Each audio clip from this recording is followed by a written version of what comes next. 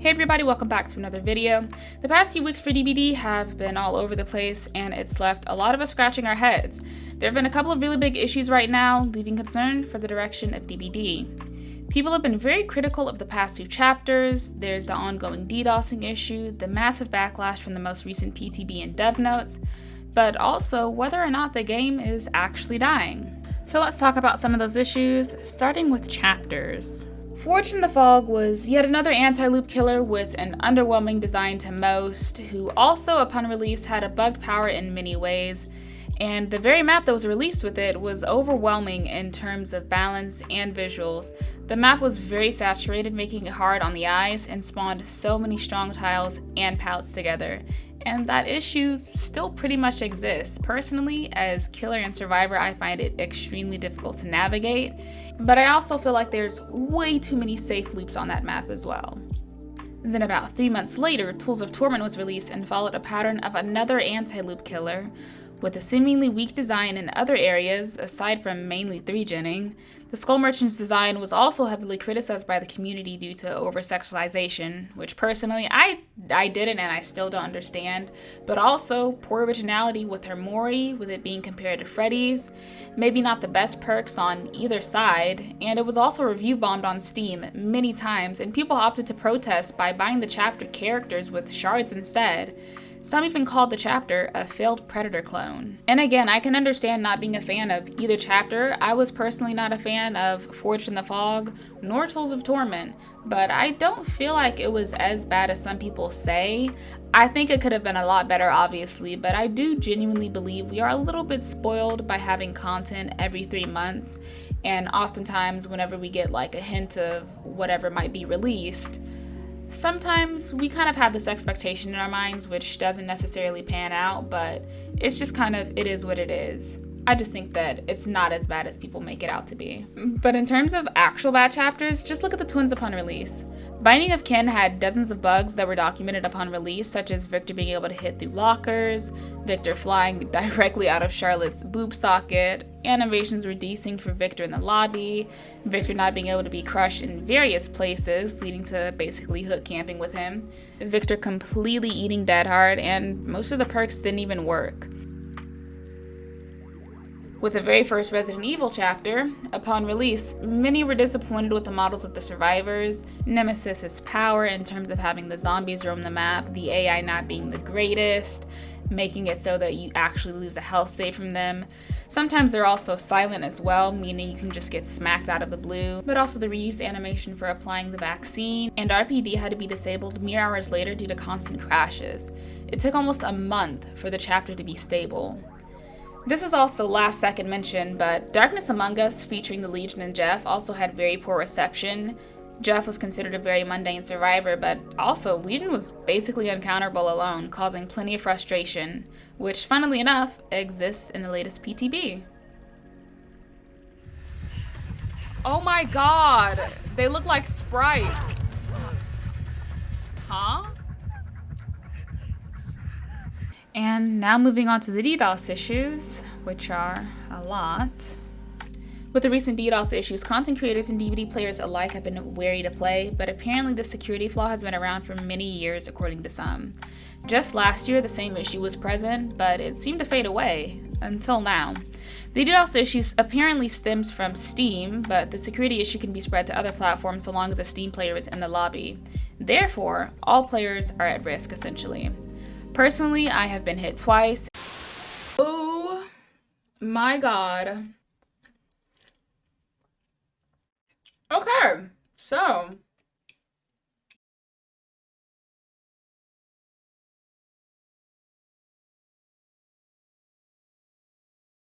And although we don't know when the fix for this will be, Behavior has been open about their investigation into these issues. But in the meantime, players are left with the situation in their own hands to change their IPs, use a VPN, anon mode, hide usernames, and leave nothing identifiable, and possibly use another platform temporarily, such as Epic. They've issued a statement since then where apparently they found no issues, but a lot of us find that hard to believe, considering when many of us play other games or play offline, the issue is void. I find the news very disappointing, but I can only hope that the issue is identified and secured. Until then, I advise everyone to follow the precautions I previously listed. With the PTB recently being released this past Tuesday, it was heavily criticized and poorly received. It really left a lot of people speechless as the quality of life changes were great, but changes to the core game such as healing were absolutely destroyed, and already existing issues in the core game such as the rise of camping, tunneling, and slugging were left completely unaddressed, again. I shared my thoughts on Twitter for both sides, but I'll quickly do a rundown right now on the most important parts. For flashlights, I think removing the interactions wasn't the greatest choice. There's a lot of unique counterplay to certain killers, and flashlights were arguably one of the best ways to do so. I understand the feature may not be used often, but it was unique. So stripping it makes things a little less spicy and a lot more boring. When it came to the killer tweaks, I just wanted to say, please leave Hillbilly alone. Tweaking overheat was nice, but the muscle memory of using double engravings is ruined, and you can't curve some loops anymore. I don't play Billy often myself, but I really did enjoy practicing him, and I've seen many beloved players frustrated. Billy players are already an endangered group as well. They're fun to play against, but after this, or if this goes through, I just don't see many people playing Billy. I also would have liked if Freddy and Pyramid Head received some love for their kit or add-ons. Freddy was nerfed into the ground quite some time ago, as well as his add-ons, and I think he should probably be compensated for that. It was pretty harsh, I mean. And with Pyramid Head, his add-ons have not always been the greatest. Typically range is the best, and that's about it. I would love to see something new, and this may be difficult for them because of licensing issues, but we'll have to see in the future. With perk updates, I was a little upset because Pain Res was definitely one of the healthier gen perks and was earned. I think instead of gutting it like they did with Pop, just restore it to its original state, but make it so that score tricks rotate upon use. That way RNG issues are solved where they typically spawn on one side of the map, too far apart, and they also can't be abused by camping. I think Circle of Healing requiring a medkit with charges left is a bit much. I think it was annoying going against Circle of Healing, but if this was the change to it, I would rather it just be altruistic healing and have 100% heal speed bonus while doing so. That, and also, please give us an indicator on the killer HUD to let us know when we're in boon range. Sometimes with chase audio from the killer side, map sound effects, survivor sound effects, it's simply too loud to tell, and in the middle of a game, it is so distracting. I think Dead Hard was fine as is. I never really used Dead Hard myself personally outside of Sabo, but I didn't have that big of an issue with it as it kind of took a certain level of skill.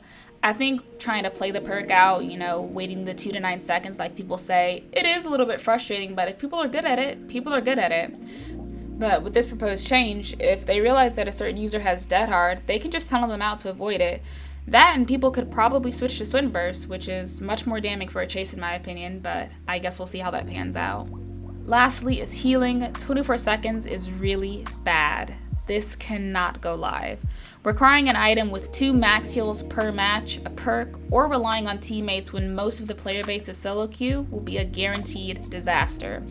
Certain medkits such as the emergency medkit and some add-ons were the issue. Personal healing speeds in those regards were the typical issues that people had, not altruistic healing. Frequently, I will heal under the hook nowadays because the killer is usually more likely to come back and tunnel, but this will make it impossible to relocate, start and finish the heal while evading the killer and not being interrupted will definitely be a chore. This also promotes camping, especially with Stabiffle, because if survivors fail in this scenario, let's say 1 dead, 1 hooked, 2 injured, each hook stage is 60 seconds. 48 seconds to locate each other, start the heal someplace safe, and then finish the heal, then make it back to the hook. That person will either go second or die on second. This is a very common occurrence during endgames, especially. Most of the player base is solo queue, making it very difficult to coordinate. Stabiffle still hasn't been adjusted in accordance to 6.1, giving killers 10% cooldown reduction on successful M1s, and players should not have to factor in perks to fix core game issues, such as camping. This also does not factor in Sloppy, the perk, or Mangled add-ons, which would make the healing 60 seconds, guaranteeing second stage or death. This is also not factor in Forced Penance, Colorophobia, Dying Light, and much more.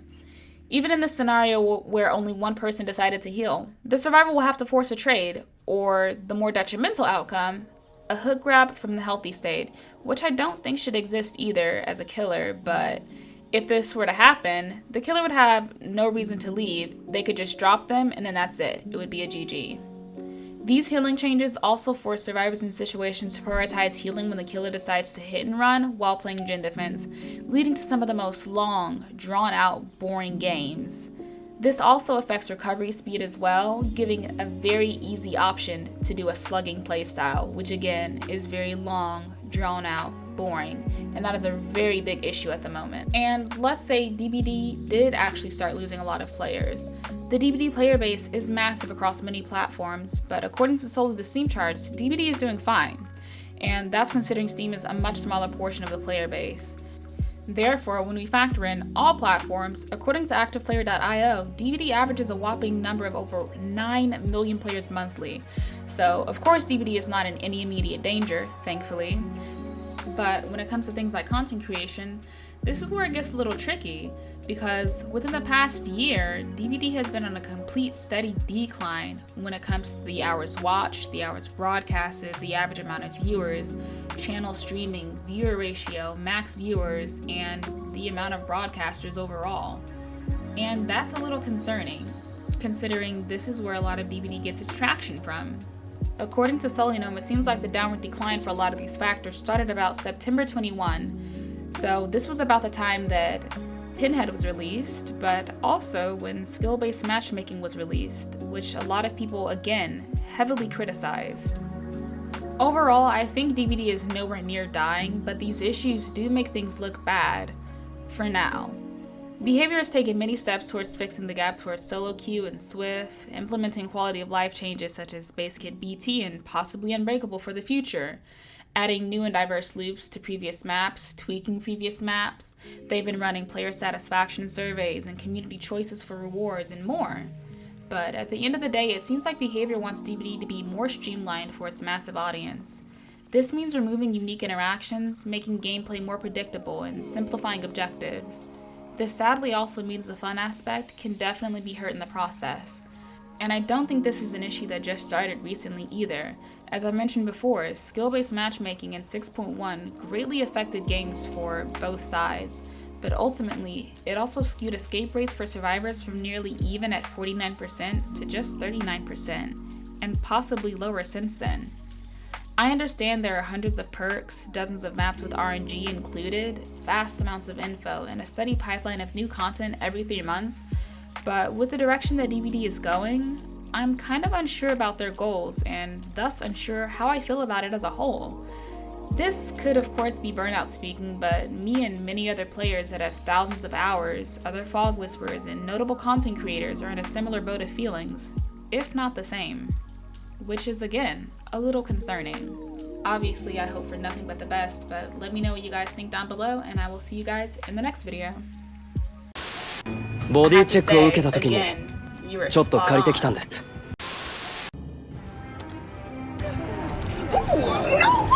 I got you, Miss Clara! こんなものが存在していたとは。わか